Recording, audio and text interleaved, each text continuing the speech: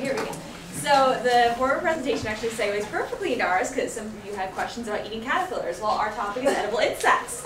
So first I want to address some global nutrition and food-related issues and how we believe edible insects can solve some of these issues. So first of all, we all know that protein deficiency is a large problem around the world due to low income and impoverished populations. I think we all know very well what the role that protein plays in the body. We've all seen children depicted in the media with the swollen bellies, and that's due to lack of protein. Probably, I would venture to say it's probably one of the #1 causes of malnourishment.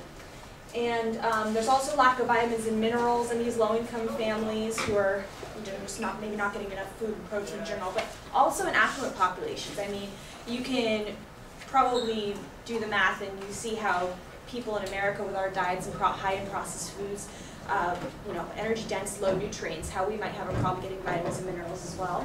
So it's not just poor people, but it's also better off populations.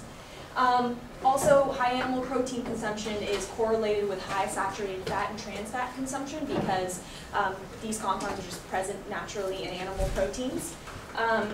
And another issue is the population's ever increasing, so the question of are we going to have enough nutritious food to feed the population is a concern.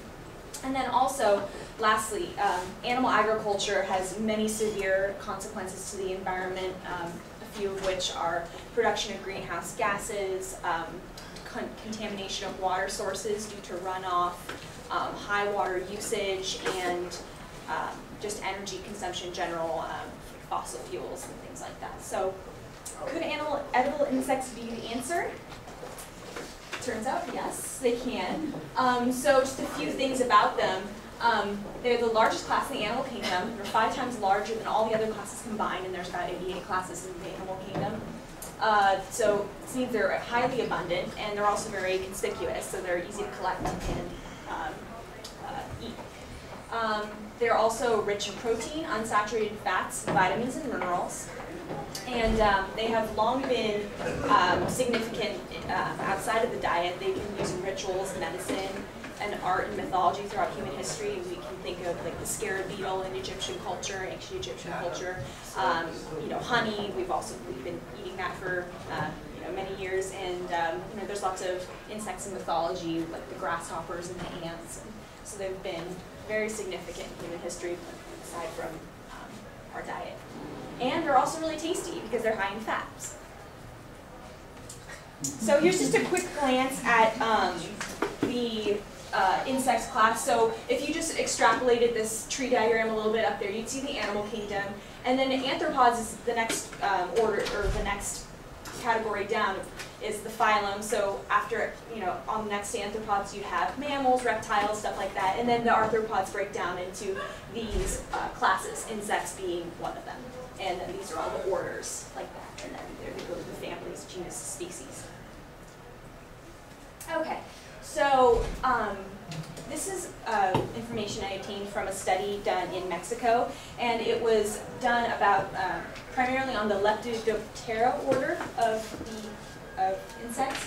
And these are just the approximate analysis, and as you all know, that all that means is the percent by weight of all the nutrients in food being measured.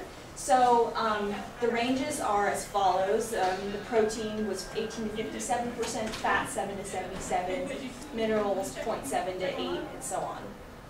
And calories per gram 231 per 100 grams. 231 to 777. That's pretty significant, and we'll get into like the absolute values of these nutrients later, and the serving size and stuff like that. So here is an interesting comparison of grasshoppers, which turn out to be a very significant or very high protein percentage by weight, 71.5%, as compared to the above common animal proteins, as you can see. So that means that gram per gram insects have more protein and, it turns out, minerals than most of the animal proteins we are used to eating. And just so you know, 100 grams is about 3.5 ounce serving, and that's what these numbers reflect, those values over there. So in order to eat 3.5 ounces of grasshoppers, that's about 350 grasshoppers. It's a lot, but they're small. They're about the size of a small paper clip. width not very large, maybe the size of a child's pinky, not even. So it's actually very easy, if you picture how small they are, to eat that many. And even if you just had an ounce, which is 50 grasshoppers, that's 10 grams of protein, less than a gram of fat. Sounds like a pretty good deal, so. Yeah. Another thing is that they're very healthy, they're rich in healthy fats. So they have a long-chain polyunsaturated fatty acids, which we know is our omega-3s, our omega-6s, and they have saturated fat, but the ratio of PUFAs to saturated fat is within the desirable range for cholesterol. And one of the studies suggested that winged termites are so low cholesterol but high in fat that they could maybe be used as a health cooking oil.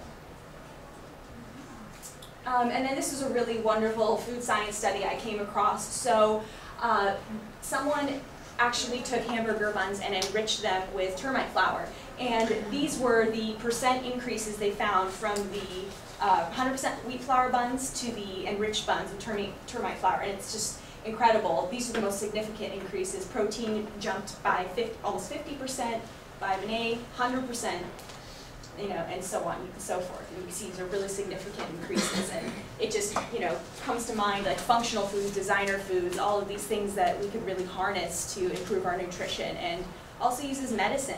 So. All right, I'm going to go into consumption real quick. So it's a staple food in many rural cultures' diets, also in urban areas, but very, very popular in rural areas of the, foreign countries. It's eaten in large quantities, and without this form of protein, fat, vitamins, like many populations would not survive. They would not get the adequate nutrition that they need.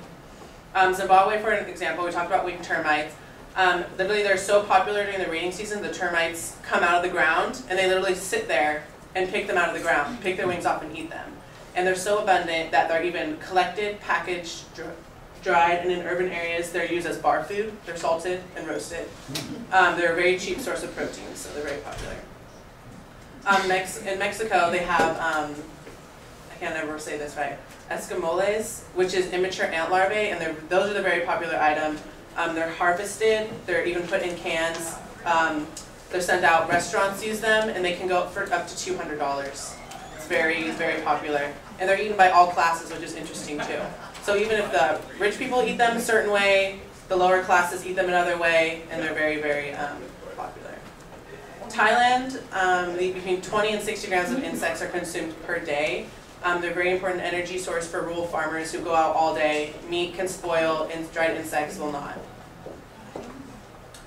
In China and Japan, like Thailand, insects are part of their everyday life. In China, insects are consumed, is greatly encouraged. And in Japanese cultures, they almost almost killed out the population of rice-fed grasshoppers because they were so popular, and they had to be regulated, like how abalone is regulated here. That they're a delicacy and they can only be eaten certain times. But now the population has come back that they can eat them all the time now. And open air markets are also very popular for selling insects. And like the picture I have here, they're literally put on a stick, fried or grilled, and served as street food. Like that's how popular they are. They're just widely consumed. The Western diet is not very popular. It's seen as a novelty food, like a dare, like on Fear Factor, they eat scorpions, and like that's what people really eat. So I think that's kind of funny. They're either freeze-dried and covered in chocolate, encased in a candy sucker, like these, the hot licks that have candy or a worm or a grasshopper, or at the bottom of the tequila bottle. Like that's how we get insects. Like they're not, it's like a wide consumption. So any cautions that we have is there is potential for allergic reactions. First, contact with the skin, like itching and burning, and sometimes eczema. There's inhalation problems, like from the casings, the waste, or pulverized carcasses. That's mostly people who are handling them, maybe transport and collection. And what can happen is it can be like an allergic reaction, like people are allergic to dust mites. It's that same kind of thing. And also, a very interesting thing that we found was that if you're allergic to shellfish, you have a very high risk of being allergic to insects, and it can cause anaphylactic shock. So in conclusion, we put this again, gram for gram, insects contain more protein and minerals than meat. It's a sustainable resource, costs less money, it's more nutritious, a very healthy alternative, and widely consumed.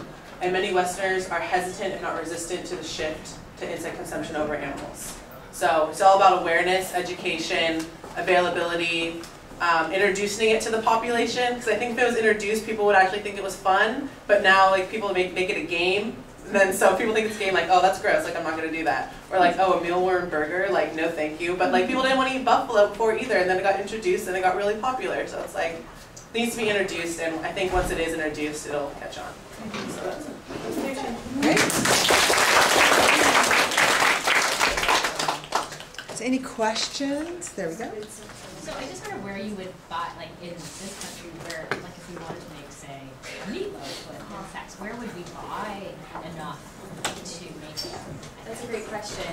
I was gonna say many like Asian markets, very popular. I didn't mention it, but the beetles and the silkworms have been imported. A lot of Asian markets you'll be able to find stuff like that, and even online. Like I was going to do research for the foods class for our experiment, like something with mealworms, and they're widely available online. If you actually want to seek it out, you can find it, and it's not too expensive for a big jar. And they're widely consumed across Mexico as well, so maybe a Mexican market or grocer could also be a resource. Good resource. Yeah. So how many of you have eaten bugs before? I mean, by choice, not in your food.